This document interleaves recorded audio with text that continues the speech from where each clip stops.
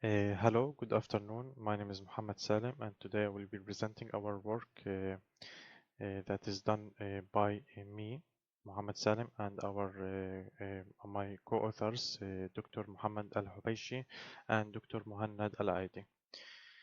So first, I will start the presentation to explain to introduce our clinical problem, existing machine learning work, and then explain our dataset, pre-processing, and feature engineering, followed by the model compression results and our future work.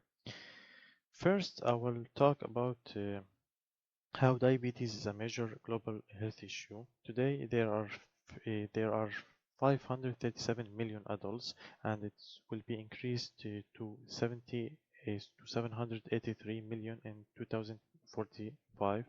The majority are 90 to 95% suffer from type 2 diabetes, which is a disease that often develops silently without noticeable symptoms and can cause severe complications, including cardiovascular disease, kidney damage, and etc. Our idea is nowadays there is a development tools to detect an early stage to diabetes, and using a simple routine clinical data and machine learning to provide a promising direction, as it can detect a non-linear patterns that might be invisible to the traditional model, and it will be low cost and early scalable. In the existing work and our contribution, several studies have made the application of the investigating the application of decision trees, SVMs, neural networks, and models for diabetes prediction. Although the results of these studies are promising, several limitations can be identified.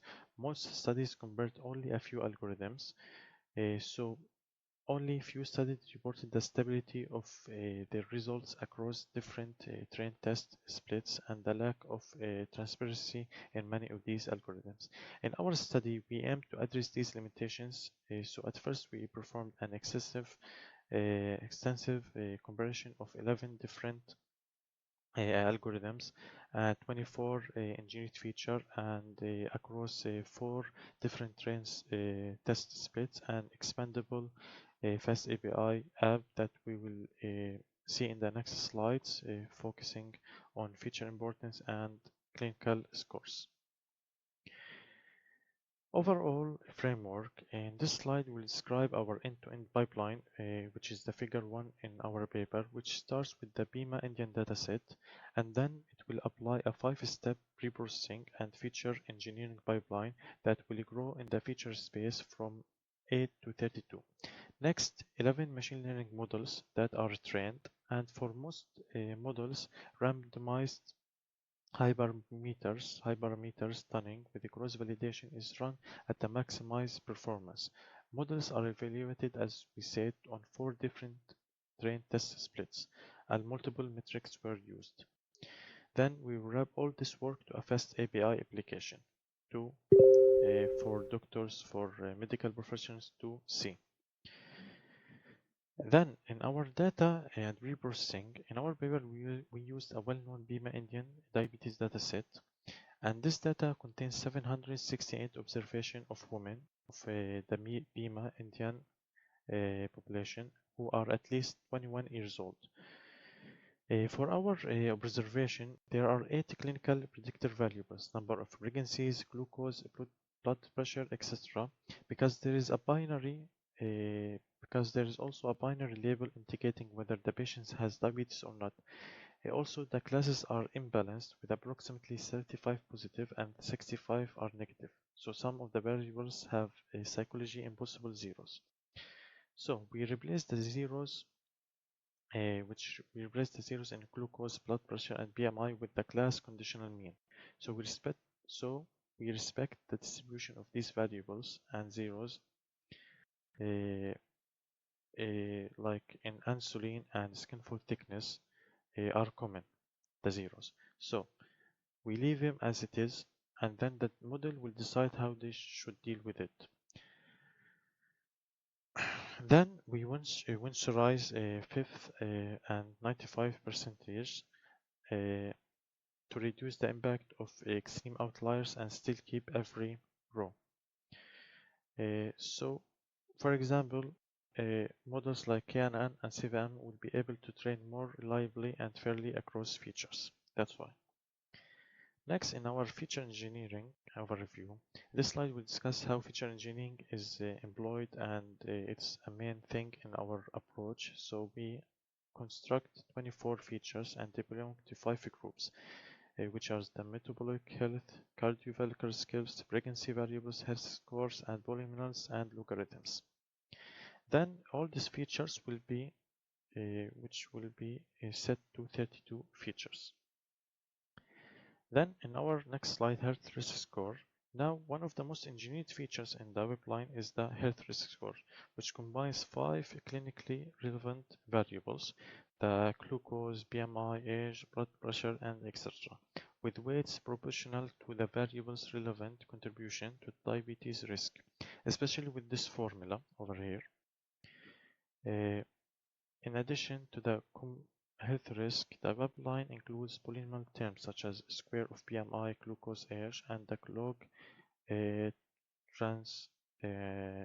log transformations, just like glucose and insulin. In the next slide, in our model and evaluation step, 11 algorithms were tested to obtain an overview of the performance, such as random forest, x3, light GBM, XGBoost, and etc. In our evaluation, we train our models to 80-20, 70-30, 60-40, and 50-50. And our matrices are accuracy, precision, recall, F1 score, AUC, ROC. And for our hyperparameter stunning, we make a randomized search and a 5-fold cross-validation. Then all of this are data that will be processed in the background in our fast API. For example, here in the next slide, this is our fast API system. So, for example, the doctor will be able to input the data of the patient information, and in the background, it will automatically test and make the work. Then it will display to the doctor or the medical professional or the person that this is the accuracy of the diabetes. So in the next slide, over here is a table of summary of the major results of the primary 80-20 split from table 1 in our paper. Light GBM acts as the top baseline with an accuracy of 77.9%, and random forest with an accuracy of 77.3%, and XGBoost with an accuracy of 76.6%. The lowest of them all is the K nearest neighbor with an accuracy of 68.8%, which tell us that that is the weakest performer. So ensemble and gradient boosting models outperform single classifiers. That's what it will. That's what it told us in our paper. Sorry. In the next slide, robustness and tuning impact. To evaluate the robustness of our model, we plotted the performance in terms of accuracy, F1 score, as we said, and AUC to a function to a train test split ratio. So we said that light GBM was robust with an accuracy, the highest accuracy, but in terms of robustness and tuning impact, light GBM was at 77.9%. Then it decreased from at 80-20, it was 77.9%. Then it decreased to 75.2% at 50-50. And also at random forest from 77.3 to 74.8. Also with the XGBoost, the same thing, 76.6 to 73.5. For our hyper parameter tuning 8020, as we said before in our table, light GBM was increased from 77.9 to 79.2, and random forest with 77.3 to 78.6. In the next slide, we can also inspect the feature importance of our optimized light GBM model and our engineered health risk score, and the highest importance at 18.3%, followed by the glucose, BMI, age, glucose, BMI interaction among the original features. Diabetes pedigree function has the importance at 7.2%, which confirms that genetics plays an important role because, for example, we have high blood sugar are all known risk factors for type 2 diabetes, but insulin, blood pressure, pregnancies are mid-level, so they are not the most critical factors. And the skin thickness is the least importance among the original features. Okay. In the next slides, we will discuss a discussion of our paper. We said that the light GBM model is about 79.2% accuracy, which is consistent with many of the results on the BIMA dataset. But we can say that if we applied more feature engineering and hyperparameter tuning, can get this accuracy a bit higher. So it reflects to the limitations of the variables we have to work with. Clinically speaking, this is an attractive approach, but because it uses a low-cost routine inputs, making it suitable and primary care and use. However, there are some important reminders here. The data are imbalanced, with about 65% non-diabetic versus 35% diabetic, which means the model will be based toward the majority class and techniques. In the next slide, our deployment and conclusion and our future works. From a deployment view, we wrapped the light GBM model plus the full pre-processing and the future engineering into a full fast API web application, which will represent users with a simple form to input patient data, applies all transformation on the back end, and returns a real-time diabetes risk score.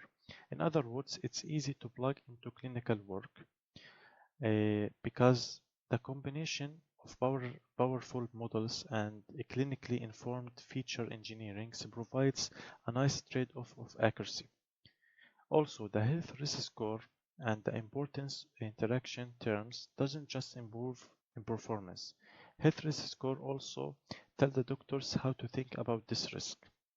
Then in the future work, we can validate it into external groups, move toward modeling to capture risk over time, also include additional ways such as genetics and lifestyle factors, chip-shop based, per patient explanation, test more imbalance handling, and cause-sensitive learning, explore stacking, etc. And run studies to measure real-world impact and support more personalized risk estimates. That's all for our work that was done. Thank you for listening, and I'm happy to answer any of your questions. Thank you.